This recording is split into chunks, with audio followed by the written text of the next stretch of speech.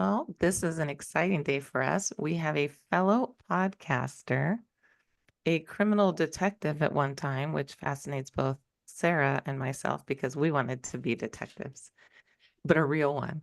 And she is the host of Once Upon a Time in Adopteeland, coming to us from Chicago now. Welcome, Jennifer Dyan Ghoston. Hi. Happy Hi, you're here. Jennifer. So happy to have you here. I'm so happy to be here. Louise and Sarah, thank you for the invitation. I You're think welcome. we might have to have a separate conversation so you can delve into your criminal detective career with us. I'm like, you're so badass.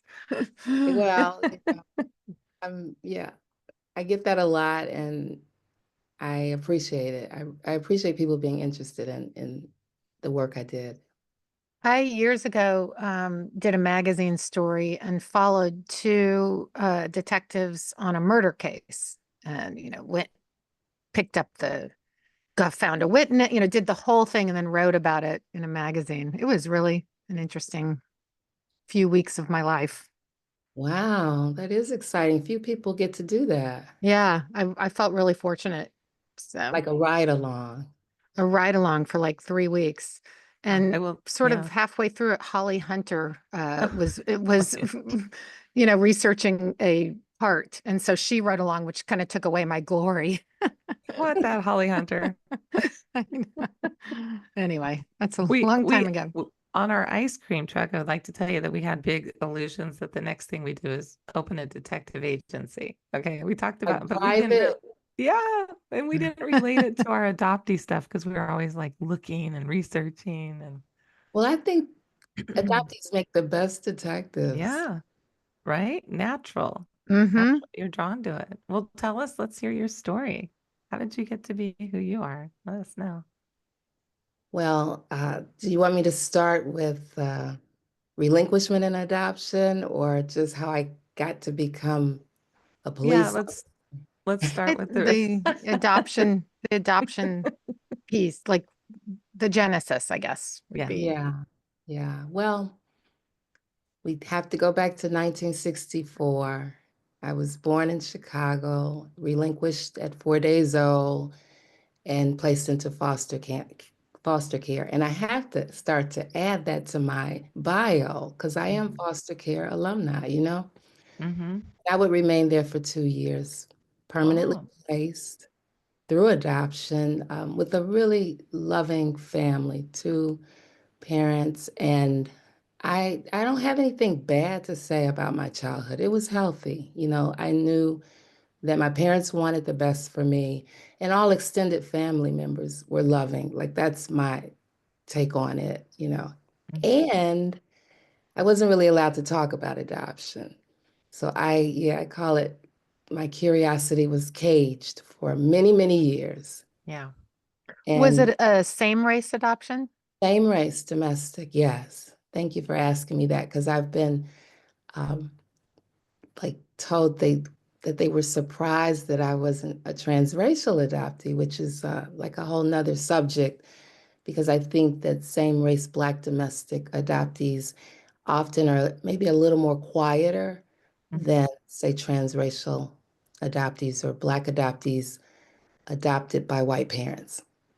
But yeah, so fast forward, my adoptee consciousness, shall we say, took flight in around 2009, 2010, where I really wanted to know more about my story and also who I'm biologically related to. I wanted to know who my birth mother was, probably more so than my birth father. Yeah, that would come after it being in reunion with my maternal side, which happened in 2012. Illinois changed their adoption law, which Right. allowed Illinois adoptees to request their original birth certificate. So I learned the identity of my birth mother, and I'm really in reunion. And I want to give credit for Militia Mitchell was my searcher. She's Okay. amazing. She's a birth mother, and she allowed me to find everybody. On my birth mother's side. She had been deceased. My birth mother died in 1996. Mm. Mm. And so Militia, feeling like I do and did, who's left? Who else can we find? And I did find my biological brother. We have different dads, but I don't use the word half. But he is 22 months younger than me. And the beauty of the story, one of the most beautiful things about this story is he knew the story. And so I'm always saying, yeah, like that's pretty important, to tell the family that the adoptee exists. Yes. That's Was he kept by her? he was. Okay. And so Yes. she was up front with him from the get-go? From That's I think he told me about 10 years old. mm, Yeah. So that's good. it is so good because Mhm. me surfacing wasn't this shock. In fact, it kind of like put a face to this person that our mom had talked Yes. about. Yeah. And she told other people. She told an aunt. She told a lot of people. So that made my reentry, I think, just easy on both of us, because you hear about adoptees who nobody knew the story. And yeah, there's so much skepticism and reluctance, but I Yeah. think that is alleviated when you're known about, when you know the story. So that was It, really cool. So in that, that's a strange thing. My biological cousins knew about me my whole life. And they were always saying, "Oh, we had an ornament," or we'd say something, a prayer for you at the holidays. And it's weird to think, oh, someone was thinking of me. Like that's right. and you were an only child, weren't you? Yes. Yeah. So Yeah. Yeah. So, so what caused you to search in 2009? Just all of a sudden, or it just hit me like enough already. Like, what are you waiting for? It's been important to me all my life, growing up, wanting to know, it's always been there. So I just caged it. And when you were, so I'm going to jump back to what you said about you weren't really encouraged to talk about it when you were young. Was that due to what the outside world might think, or do you feel like that it was a loving family and I get that, but was it sort of threatening perhaps to your adoptive parents? Like, do you have any idea what that's based in? I'm just going to guess. My adoptive mom is not here for me to like unpack it, but just what I can recall, she could not conceive. And I don't think that was necessarily dealt with. That's Mm-hmm. part of it. And I also think, because she was born in 1924, my dad in 1916, so they were older parents. From Quite, that yeah. generation, I think it was kind of like, just let's keep it moving. Like we don't have to dwell on things, anything.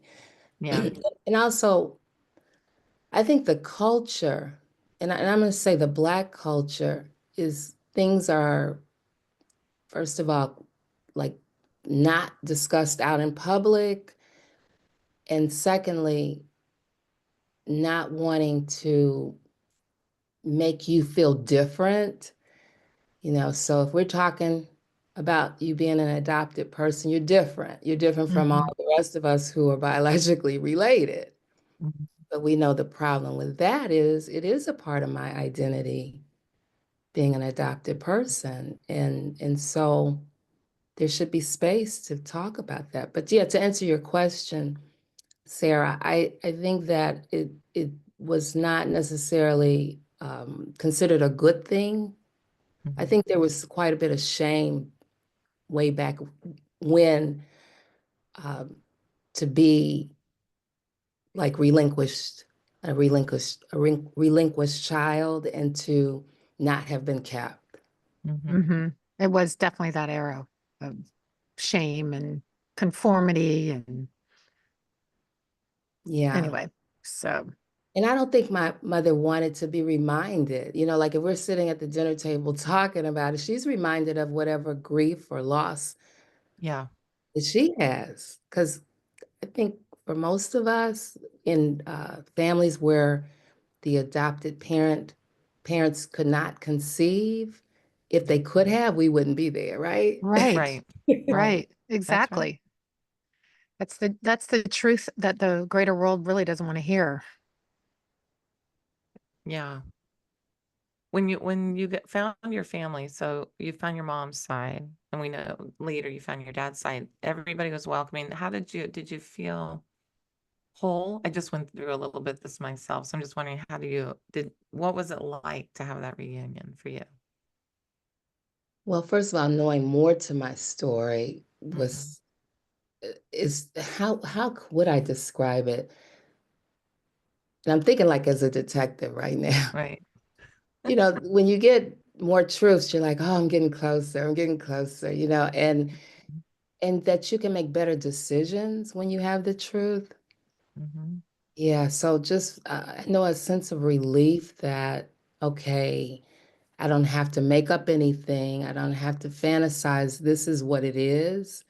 And Mhm. and what next? You know, what now? And I was actually very excited, for example, to learn that my brother had kids because I was Oh. an aunt to, and still am. I was married, and so my husband has siblings and they have kids. So I was an aunt in that regard. But, you know, Right. being an only child, yeah, that possibility really didn't exist on my side. And so that was like just a beautiful feeling to know, yeah, I'm an aunt to nieces and nephews and great nieces and nephews. Wow. Yeah. So that stands out to me in reunion. And I think So, that, oh, go ahead. oh, no, no, no. I just didn't, I wanted to know that the story of your birth, but finish your thought. I'm sorry, I did not mean to interrupt. No, I was just thinking, you know, being in reunion, I've said this many times on my podcast, guest and I have agreed that, you know, it's the roller coaster we talk about. Yeah. It's, you know, the highs and lows and all of Mhm. that. But it's so cool to be able to look like the mirroring, look at someone Yeah. or be with someone that you're biologically related to and see the similarities, you know, like your Mm-hmm. expressions or even the things you like.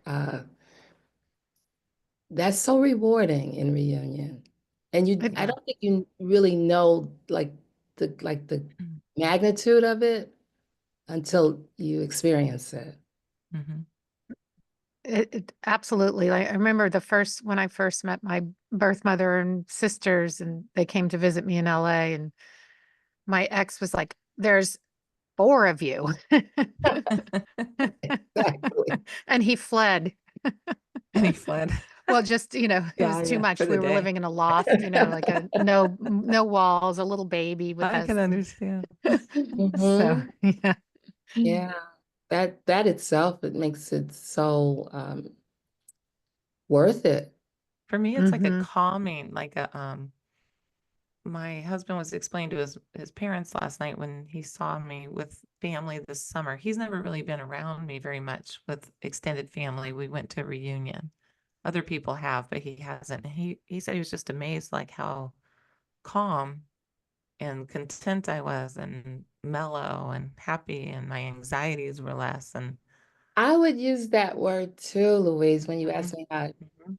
felt. Yeah, it's a calming. In fact, I don't know if you're familiar with Jean Strauss. She's a filmmaker, Mhm. and she filmed me before searching even. Oh, I'd like to see that. And then after, like being like getting my birth certificate, for example, and after being in reunion, she said, "Can't you see it?" Like she was showing me the footage of the video. Can't you see how you are? Wow, that'd be neat. She didn't use the word calm, but you just seem, she may have used relax. You seem more at ease and more relaxed. And I had to admit, yeah, I knew what she was saying. So clearly I was feeling that. Like Yeah, a it's like a a subtle. sense of belonging. Yeah.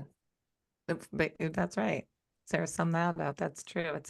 And not everybody has a positive reunion, right? So we have to remember that's not always the case but still you have the right to know, right? Even if it's not, I mean, I encourage people when they say, well, what if it's not good? I mean, I actually just didn't search because I had a friend who had a bad experience in college, really negative experience. So that kind of scared me a little like, I don't think I want to go down that road. What's the point of that?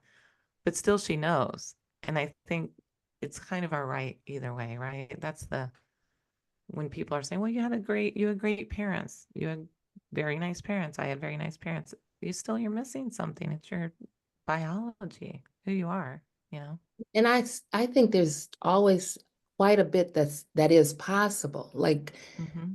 many times, yeah, maybe there's a rejection by, say, the birth parent, the birth mom, which, yeah, heartbreaking. Mm-hmm.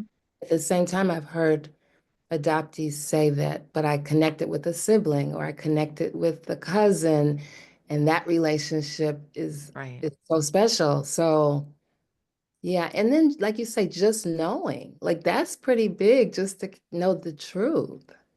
Mm-hmm. Mm-hmm. So what was the truth? What was Right. the story? A story. Right. So my birth mom had a boyfriend. She was 16 with a boyfriend who was about that age. Yeah, he might be a year, I think my birth father might be a year older. And they would, meet up. And consequently, when she got pregnant at 16, my maternal grandmother, her mother, said, "Oh no, this can't be happening." Like I could picture that, like that whole, like my adoptive mom would probably have had that same attitude. And so that's why an adoption plan was made, Well, how are you going to finish school? My grandmother's thinking, and we just already have enough on our plate. That's the story that I've been given. And I kind of think that's what it was. So the story also goes that my birth father's family had a different opinion.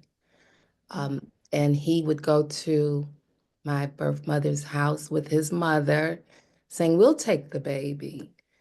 And he was told there was no baby.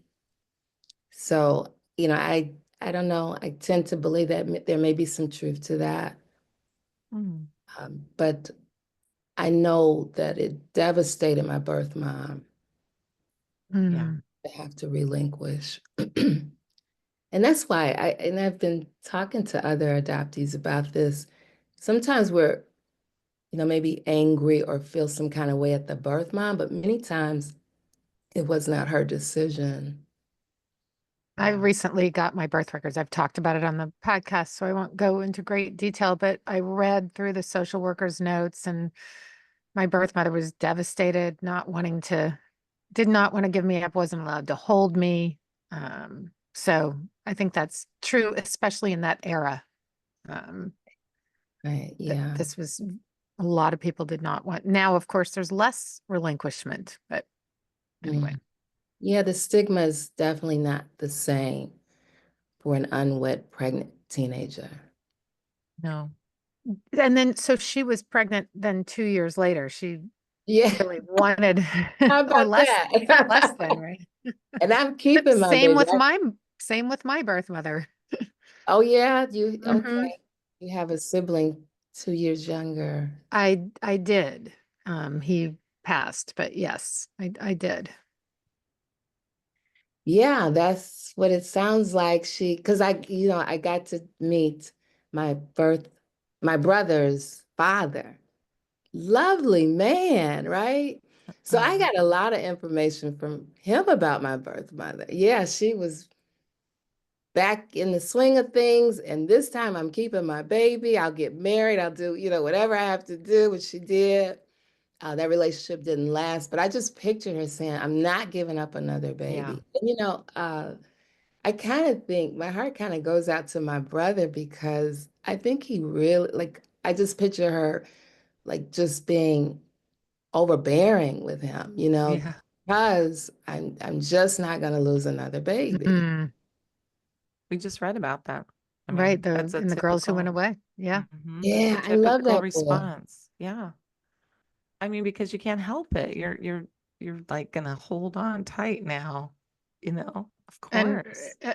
Louise and I talk about this a lot as parents, Uh, as adoptees before we knew what we know. The same thing, holding on. I mean, I'm still very attached to my son, and uh if I don't hear from him, then I'm concerned. It's very, very similar as Mm. what we read through The Girls Who Went Away, that birth mothers were with their next children. Have you all started to unpack what it means to parent as an adoptee? Oh my goodness. We've we've talked a lot about it, and gosh. Both our Mhm. kids are old. Mine's 26, Sarah's 27. I can't No, believe he's that. still 26. He'll be 26, 27 27 Mhm. December. They're Mhm. they I wish I learned it earlier. Mhm. So when I'm unpacking started really, I mean, a little bit through divorce. I went through a lot where I felt like, okay, that's a leap. But then really knowing this stuff, gosh, if I had known what I know now, but That's we're having the conversations now, which he's like, Mom, please, you're awesome. But I'm like, okay, well, I know some stuff. Like, right. Yeah, my son does that. Mhm. It was great, Ma. You were great. And I'm like, yeah, I know some stuff. I know Yeah. some, Yeah. but I think just saying it. So I have a young adoptee friend up here in her 30s, and she's coming really out of the fog and very close to her family. And so when I told her, well, I talked to my son about this, she's like, oh, just for someone to say it, even if he's saying you're fine, Mom, it doesn't matter. She's like, just hearing it, that you're saying something like, if you have an issue, or maybe I did this or what, she's like, that's all you want to hear from your parent, right? That there's an open door. Hmm. And I don't know that I knew I had any issues. And I mean, everyone has issues, but these kind of issues when I was parenting. So I think, your son, how old is he? 34. Yeah. So we're probably all kind of going through the same. Yeah. You don't Yeah. know what you don't know till you know it. Oh, Sarah left. Hold on. One thing that happened when my son, we had a bad car accident when my son was, I want to say 6, 7, and we'd gone through some tumultuous, his dad and I were splitting up, and so it kind of was a good doorway into, we put him in therapy as a young child. And even though I didn't know what my stuff was to do with adoption, he had that, he went to therapy for several years. So I think that really was helpful. And we were able to, we have a good communicative Yeah. relationship now. So, That's interesting you bring up the counseling because, yeah, I've been in and out of counseling, Mhm. and it seems like that never gets really talked through the years, got talked about. No. Yeah, so maybe if it had, I would have been a little bit more conscientious about parenting as an adoptee. But yeah, it was like now we hear about adoptee Yeah. competent therapists, but you didn't hear and anything close and to only recently though, really, even Louise has a friend who Mhm. said, she just recently got her degree, right? And it Yeah. was barely focused on. Mhm. She goes out of her way to find the information because of what she's learned, but it wasn't really given to her at a pretty Right. modern, you know, place, very main, getting into they do some really cool stuff. They're not that. So that's interesting to me. I don't know how we were expected just to be like left to our own demise as adoptees, like it's kind of like just figure it out. Like it's like this isn't important. I know here you are, taken and just placed into some random genetic family. Strangers. Many strangers, many of whom don't want you to talk about it or to deal with it. And then you have all these feelings inside and you're not allowed to express them. Um, you know, and you're weird if you don't fit it. I think Moses always says square pegs fitting into round holes, Yeah, just trying to fit, make dulling our yourself fit. edges to try to get in there and, Hmm. We're twisting our, figuring it out now. mm-hmm, late in life, like, Yeah, this adoptee movement is so powerful and so It strong. is. I just am glad to be a part of it, as I'm sure you are too. Like Yeah. clearly, we are such a valuable resource, to ourselves and to other adoptees, to the whole community, the whole Yeah. constellation.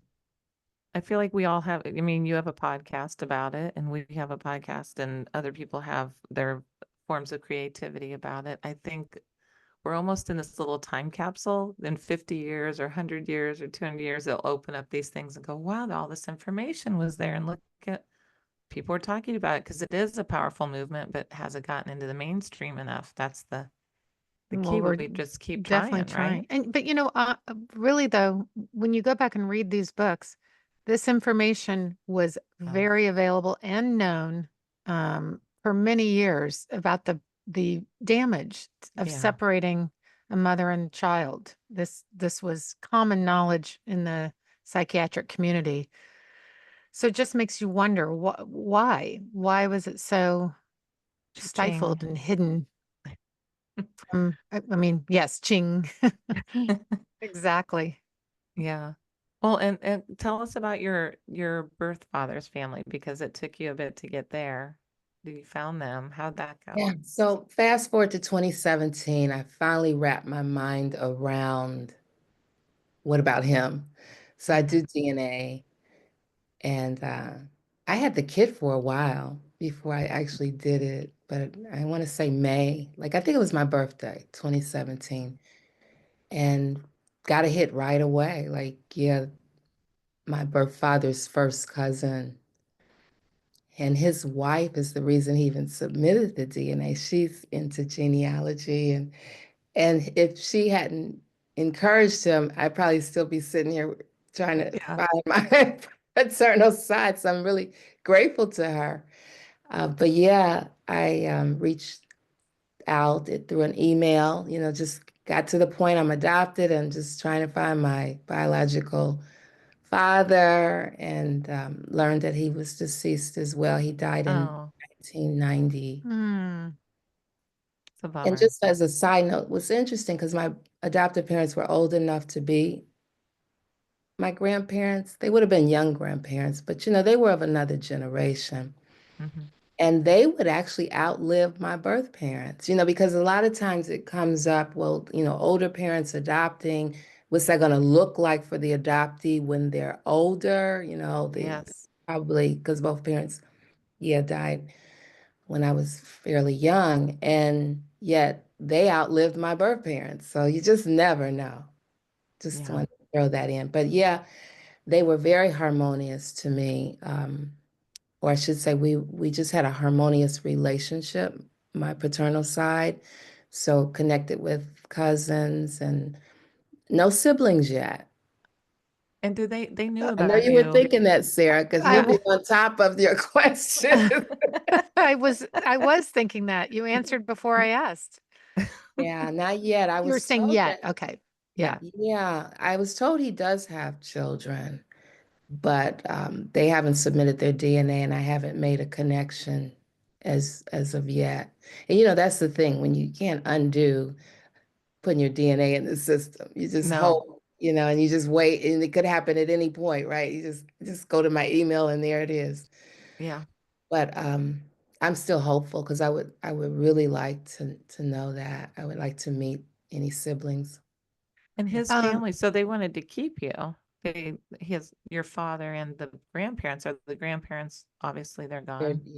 They're deceased too. So I Did did. anybody else know about it through the family? Nobody knew, Oh, which is a okay. really good point I want to make in my story. Hmm. The receptions are different. I mean, there's no getting around it. When the story is known about, you're received differently.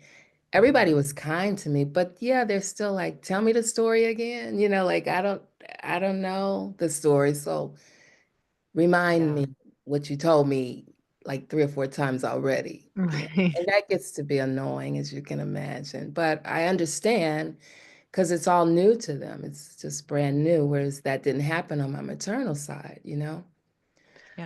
Was Yeah. there any in their cause of deaths? Was it any kind of medical information that has been beneficial to you from their, I mean, because both of mine died young too. Yeah. Um, so it helps to know Hmm. what's up. Right. Yeah, that's a really good question. I I'm going to say I don't know much. I mean, there was drug abuse on my paternal side, no doubt about that. Um, Perhaps some alcoholism on my maternal side. Do I necessarily think, I mean, that's something to be aware of for sure, but nothing is standing out otherwise. Hmm. Yeah, nothing is like heart disease, for Right. example. Right. Nothing like that has been disclosed to me.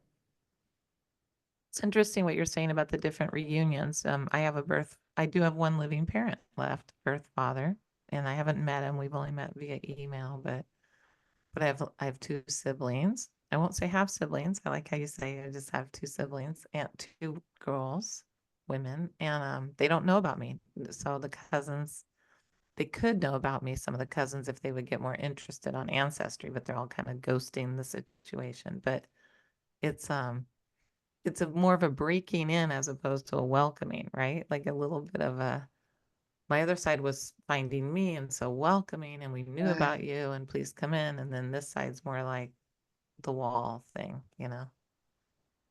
It's just Yeah. it's interesting how you said it. It made me think, oh, that's kind of a different way to look at it, you know? I'm curious if anybody on your biological side has had similar career trajectory as you, and what made you go Right. into, do you credit any of your adoptee inquisitivity into your career choice? I absolutely do now. In the beginning, the real quick story is I was 20. I was downtown Chicago looking for a job. I was in school, undergrad at the University of Illinois, and I just wanted something close to the campus for work. I go in City Hall, and it's a bunch of people. It's Friday at like 3 in the afternoon, and it's a bunch of people filling out these 3x5 cards. I'm like, what's going on? They said this is the last day to sign up for the police exam, and I'm thinking, well, since I'm here, like, why not? I'm here. And I really don't think any more about it. And at that time, there were a series of tests the department would give you before Mhm. you even were like selected for the academy. Written, psych, assessment center we had to do where Chicago kind of thing.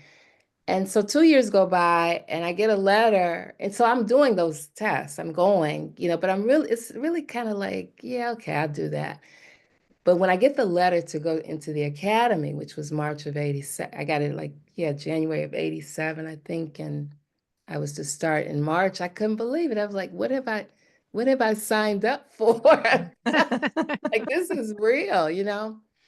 And being so young, I was 22. Yeah, so young. I don't know what I'm doing. I was a psych major. So I've always been interested in people.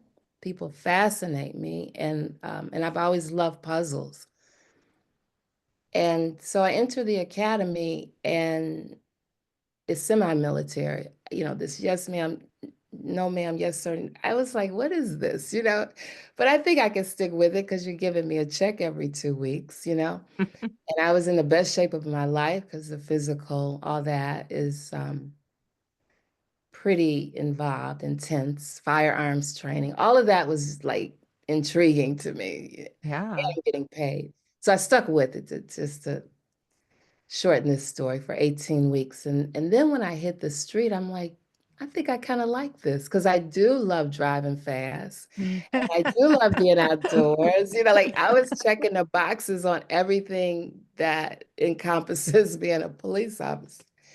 And the rest is history. I know the only thing I ever wanted to do was be a detective. So back to um, did my adoptee identity play a part? I would absolutely say it did. And it's interesting because during my career, I would realize, you know what?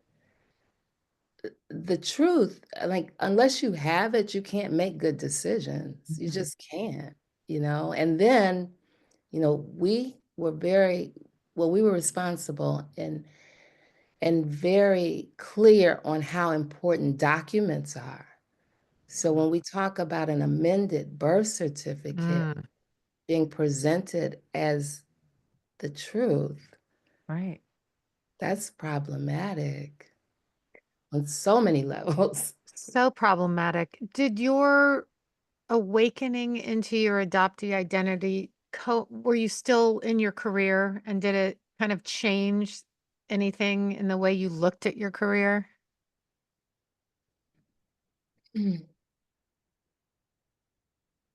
Yes, yes. And I remember, can I share this story with you Please. Please. about a case that my partner got? She got a case with a 13-year-old who was pregnant. And actually, the mother did not realize it until she was about ready to deliver. So I'm like eighth, ninth month. Oh, yeah. And that the mother was just totally at her wit's end. You know, my 13-year-old, she was graduating eighth grade. And so we were to look into whether this was, well, 13-year-olds can't give consent in the state of Illinois, but was it force? Like, what was the story? So, you know, it turned out it was a 20-year-old boyfriend. Yeah, so this was, Ooh. I mean, she could not give consent as a 13-year-old, but it was not forced. You know what I mean? But it's still against the law. So, you know, we're working this case. And I remember how adamant not the birth mother, the mother of the 13-year-old was about an adoption plan. Like she had it all set in stone. And I just kept thinking, and I think she got annoyed with me, but I kept thinking, does she know? Because the 13-year-old, of course, did not want to relinquish her baby. I mean, she's a baby herself, but I just wondered, did the mother know, like down the road, the impact of this decision? Like, did she know the gravity of what she was doing? Like, that really affected me working that case. And yeah, I don't know if I answered your question, Yeah, Sarah. that definitely did, because maybe 5 years prior to that or 10 years prior, it wouldn't have been as at the Right. forefront of your mind. Did she end up relinquishing? Yes. Yeah. Hmm. Yes, she did. That And must be a case that it haunts you in sticks, some. it sticks in my mind when I think about the fact that like it impacts me because I'm clear now Right. that all the parties involved may not understand the gravity of what's going Hmm. on, and that down the road, Yeah. you know, what are you going to do? Because I remember saying this I believe I said this to the mom. One day this baby will be an adult adoptee. And what does that look like? What comes up for you when you think about that? Her not knowing who she's biologically related to. What, and she answer, or she just, Oh, she was so annoyed with, like, that's none of my business, you know, yeah. like, this part, like, I'm not there to, and she was right, I'm not there to judge. And I didn't really see it as judging. I just felt like it's something to think about, you know, because, you know, I'm an adoptee and I'm an adult many, And many years later. yeah. Yeah. And people are living in the immediate. I mean, that's the thing with all these pregnancies, right? You're living in the immediate. What does it look like? The stress. I have a 13-year-old with a child. You know, I'm now going to be the grandmother taking care of this child, who, whatever it is. But you don't think long term, am I going to miss this child in my family? Was this a mistake? Because we have heard many parents, what Well, you when have too. it's Yeah. crisis management, and Yeah. when you're in crisis management, Yeah. you can't think of the bigger That's right. picture. That's a good point. And Yes. lots of grandparents do come back later when they are found in reunion and want that, like, oh, we're sad that we made that decision. We've heard Right. that, and that's, Yeah, yeah. it's something to think about, you know. And this is why getting our voices out there as loud as we can, as often as we can, as much as we can, so that it does seep into the the mainstream consciousness that, Yeah. oh, there are consequences for this baby, Yes. for the mother down the line, now, immediate. Yes. And it does boil down to centering the adoptee. I think if everybody kind of sits with that, am I centering the adoptee? then what do your choices or your decisions look like? Mm-hmm. Yeah. The baby first. Let's put the baby Exactly. first. Yeah. Or child. Right.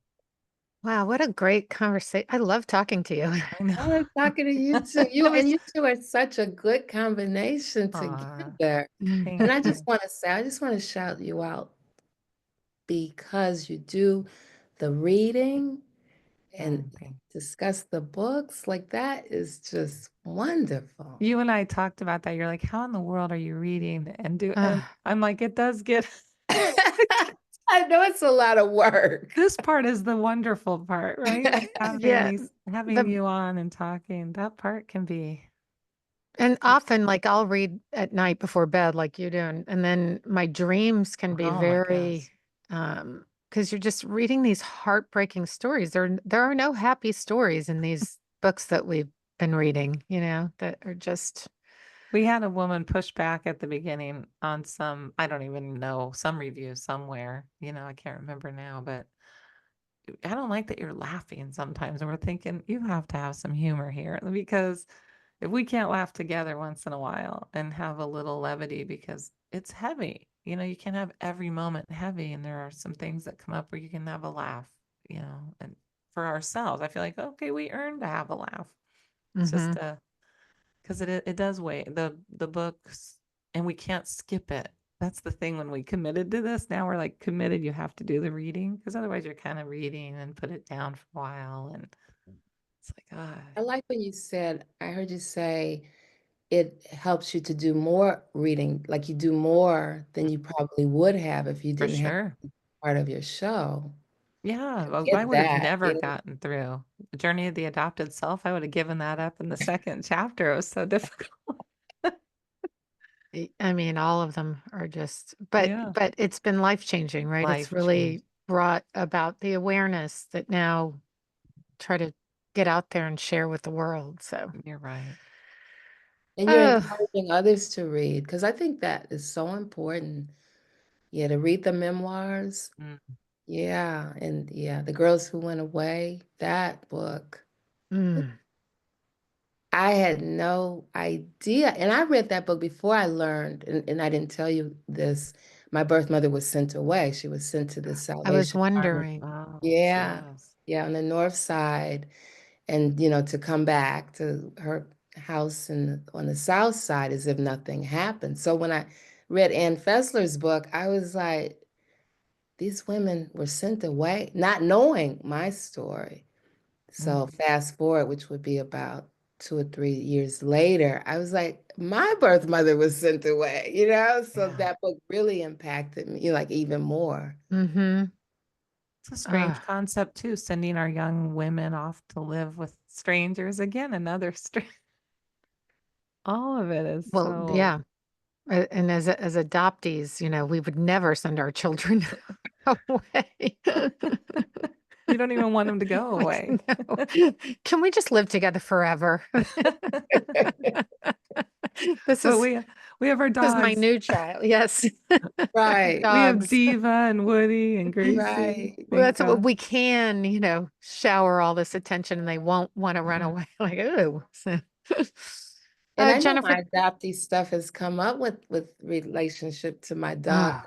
Oh, me Oh too. my God. She was 2 years old. I was, permanently placed at that age, and the whole name change, which happened to me, I'm like, oh no, not changing the dog's name. Like, no, Yeah. she's been called Diva 2 years. That's Yeah. what she'll be called. Like, yeah, it'll pop up like that too. It's Oh. it's it I feel like we just transfer it all right onto them, right? Mm-hmm. And they're more loved for it. Yep, Wearing their pajamas and having so much love. right. Thank you so much for coming on, Jennifer. So great to talk to you. I Yeah. mean, really, really enjoyed it. And I need to contact you about coming Yes, on. you One have of us got, has been on Jennifer's show and one of us yes, has not. has been on, and Sarah is going to be on in the near future. I just know Yes. that, and you, After this conversation, I just, there's something, well, living adoptive parents and Yeah, she big said. family, but I really need to get over that and just come and tell my truth because Well, that's a here big everyone else is and I haven't been. So it's what you just said is a big deal. See, my adoptive parents are deceased, Same with mine. right? Yeah. And it makes a big difference. I Mhm. know it does. I had guilt with just the memory of it at the beginning. Just, oh, am I hurting? What friends of theirs might feel like I'm a bad daughter or whatever you go through, right? So imagine with a living parent, she has a bigger, two parents. She has a bigger Absolutely. deal. Mm-hmm. Yeah, I Oh, understand. we'll talk. I'll be in touch with you. Okay, well, thank you both for having me on. It has been a joy, It and has. I am a listener to your podcast. Thank you, as we are to you. Thank you. Yeah, keep up the great work. And everybody has to Sure. watch YouTube because you have the coolest earrings. And Yes. they're just awesome. Thank you. And that's one thing I want to Style. add. It makes for a richer conversation, I think, when you can see the person. What is it? Yes. Shared focus. Because I've had a few I don't record them, but I've had a Mhm. few guests that I had to do Zoom with. And yeah, just being able to look at the other person. So kudos to you all for doing that. And we still want to put together, which we haven't. Everyone's so busy, but like a podcaster group, right? Where the podcasters all join each other and talk about things we could do. I think that'd be so neat. We talked about with Damon. We're all so busy. So Yeah. that would be kind of cool, like a coffee clutch every couple months, whatever. I think that's great. I We'd remember see you each other. mentioning that. So I'm Yeah. definitely open to that. Yeah, it'd be neat. Well, thank you. Thank you, Jennifer. Talk soon. Talk Okay. soon. Bye-bye now. Bye-bye.